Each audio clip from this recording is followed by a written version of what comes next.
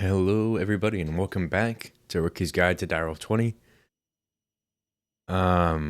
This is episode number 12. We're going to try to diffuse and explain this 5x ore generating process today. When I built this, I had to put down a lot of signs to get all the steps sorted. Kind of a long process, but it's not as complicated as it needs to be. So, first off, you need chemical dissolution chambers, and you put raw ore in, like raw iron, raw copper, etc., etc. And then that gets sent to chemical washers with water.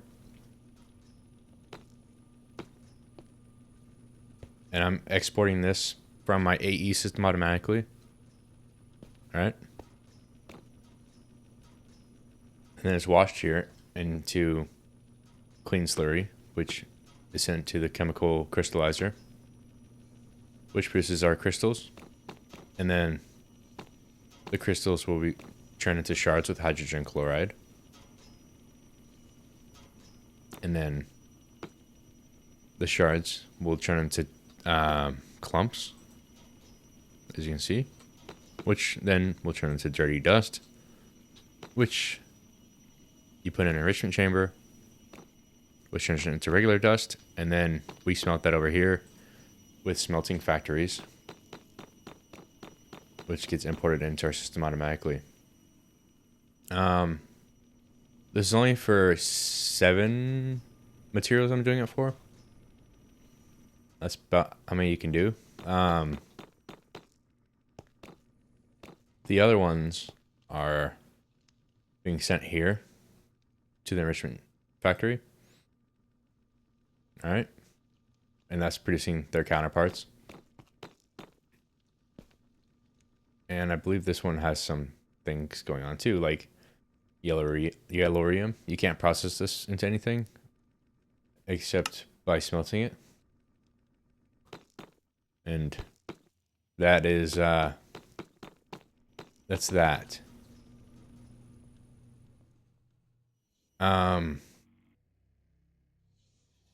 Netherite, which we're producing. I didn't show this in the last episode, so I'll show it now. We're producing it here, right? Somehow there's a spawner here, or a portal. I'm guessing someone moved their spawner and ended up there. And that's what the brown lens is here. Maxed out, and that's how we're getting our ancient debris. When we're doing with that, you can actually 3x ancient debris into netherite scrap, which is very valuable because that stuff is hard to come by, even with those lasers. Yeah, and when you put ancient debris in here, it produces 3 dirty scrap, and then that's enriched here into regular scrap. So that's how you make 3x. It's pretty simple. Let's see, anything else to add?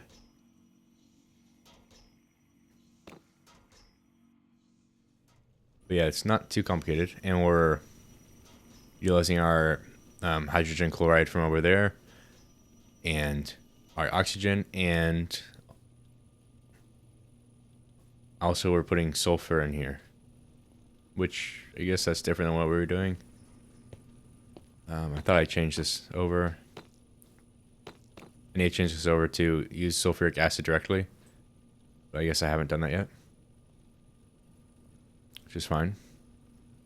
It's still functioning just fine. And yeah, that's our ore production setup. Again, you could probably make this a lot more compact, right? I have to put in a lot of speed upgrades to keep up with my system here. This is no doubt the most expensive setup I have for power.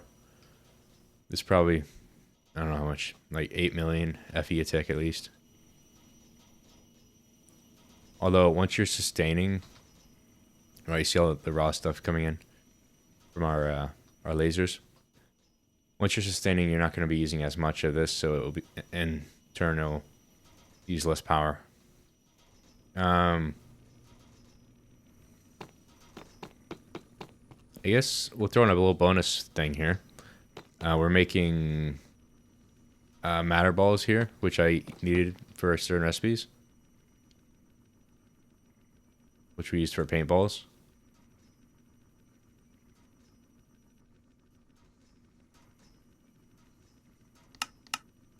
Yeah, we used paintballs, I think, for the molecular assembler. And yeah, we're just doing that here by exporting cobblestone, as you can see, which we'll get into that in a future video. And yeah, that's everything, really. It's not too crazy. Now that I've done it, this makes 5 times our production, in theory. You don't need all these pipes. You could just put them next to each other. And yeah, that's how you do it. And I got levers on these in case I need to shut it down. I had to do that for a while until I got enough solar panels to sustain this system. Because like I said, it uses a lot of power.